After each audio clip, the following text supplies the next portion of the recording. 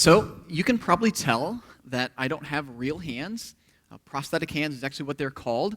And I'm just kind of curious, how many have ever seen someone or been around someone with hands like these before? Anyone? Oh, fair amount of you, okay. Yeah, so either way, you can imagine how I find myself in all sorts of socially awkward situations. Sometimes people just flat out stare at me. Or they'll stare while pretending like they're not staring. It's always awkward. Probably one of the more awkward moments was the time I was actually playing volleyball, and I went to hit the ball, but I ended up getting my arm caught in the net. The net literally pulled my arm off and slingshotted my arm across the court. People are ducking and jumping out of the way. I don't even know what you're supposed to say. Like, oh, sorry. Hey, could I get my arm back? Like, what? I don't know. Like I said, I do find myself in all sorts of interesting and challenging situations. But the reality is, we all have challenges in life. We all have setbacks. And I can also tell you that how we handle those setbacks will, in many ways, define our lives. The ability to deal with adversity, the ability to find a way when it doesn't seem like there is a way, will set us apart from others. Now, I only tell you that because I found it to be true in my own life. Growing up, my family was always active. Dad was a Mr. Fix-It, do-it-yourself kind of guy. And my 3 older brothers, one of which is a twin named Chris. He's 2 minutes older than me. We also just learned a lot from him, being very hands-on. I'm also from a small town, went to a small school, and like most guys in my school, I played 3 sports. Athletics were a big part of my life. Even as a sophomore, I was the starting middle linebacker and ended up breaking the school record for tackles in a single season. But yet, being this hands-on active person basically all changed for me in just one night. After just finishing my sophomore year of high school, my family and I were over helping my older brother clear some brush near his house. While we were doing that, my good friend named Keenan called. His dad owned a factory in town, and he was calling to see if Chris and I would be interested in working that night. We were kind of excited. We'd be helping out and earning some extra money. So when we got home from there, we changed our clothes, but instead of going to bed, we took off for the factory. When we got there, we found out we'd be operating a 500-ton power press. Basically, this is a huge machine used to bend and form sheet metal into car parts. The press is actually so big, it would almost go to the ceiling in here. They even cut out the cement and bury them in the ground 5 or 6 feet. The press is so powerful that you can be sitting in your car out in the parking lot, and you can feel the vibrations of when the press comes down.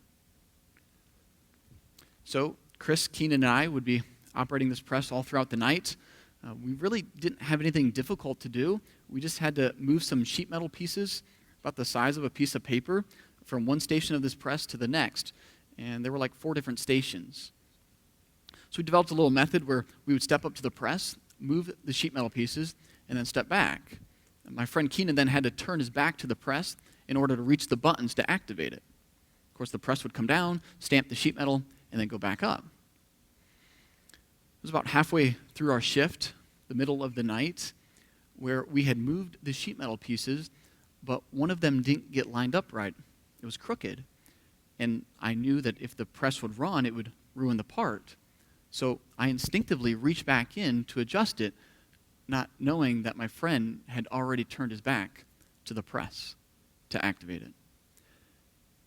And so as I'm reaching in, the 500-ton power press that you can feel running while in the parking lot came down with my arms inside. The first thing that I remember really wasn't the pain or even a physical sensation. What I remember was hearing someone else scream at what they saw when they looked at me. I remember then having this panicky feeling kind of come up within me, knowing this is not good. How did that happen? I need help. I immediately left the press, went over towards my boss, but before I got to him, I thought, I really need to see how bad this is. And as I looked down, it wasn't good. In fact, I think it might be just as easy to show you as to try to explain. This is basically what I saw.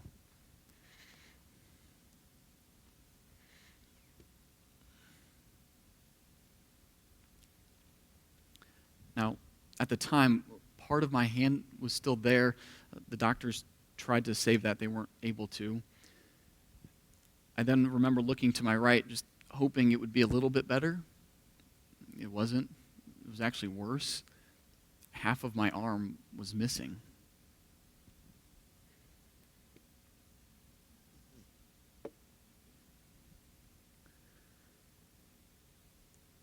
My boss gets to me. He's in shock at what he's looking at. I've never seen his eyes so white and so big. And he quickly leads me to his vehicle. We speed off to the hospital.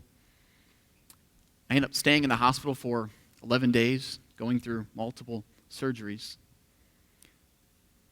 In the blink of an eye, the perception of who I was changed. No longer was I this star athlete.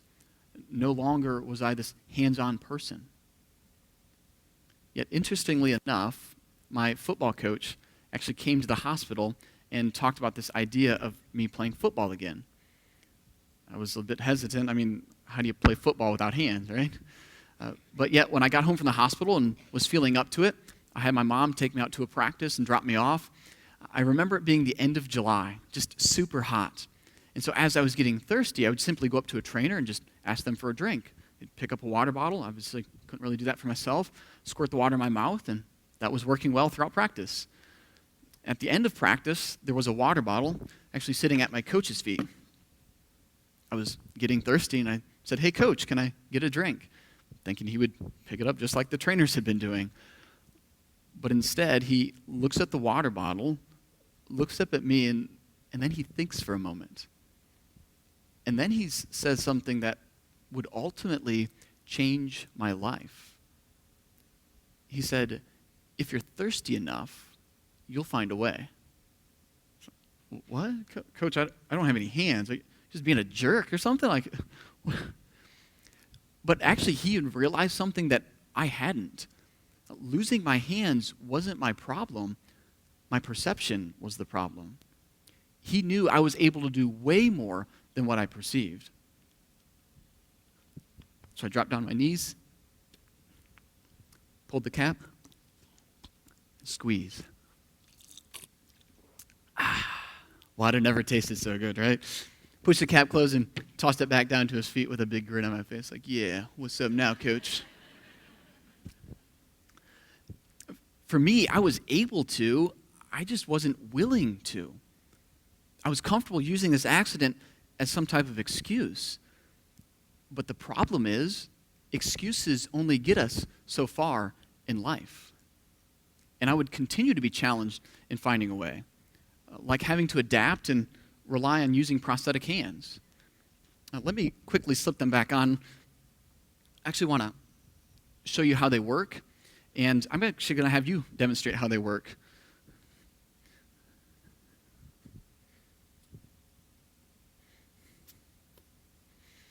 And actually what I'm using here is some hand sanitizer. It's just enough to get my arm slippery enough to kind of slide into the socket.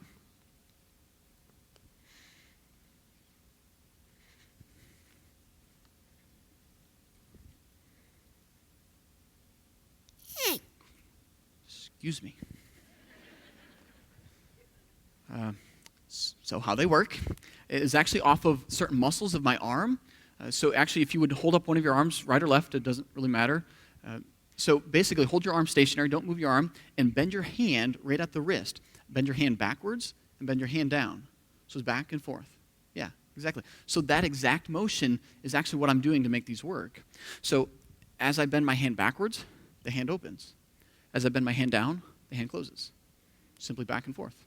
And that's the same for both arms. The hands do have a fair amount of power, but yet I'm able to use them well. For example, I can pick up chips and not break them. I could shake your hand and not break it, unless I don't like you, then it might be a different story. No, but really, relying on prosthetic hands is not something that I anticipated for my life. Yet, changes happen all the time. And we have to adapt if we're going to find a way. Or if we don't adapt ourselves, we simply adapt or change the things around us. My ATV would be a good example. So most four-wheelers have a thumb-operated throttle, which is basically a button that you push to make it go faster. Well, because of the way the prosthetics work, I wasn't able to hold on to the handlebars while at the same time push the button to make it go faster.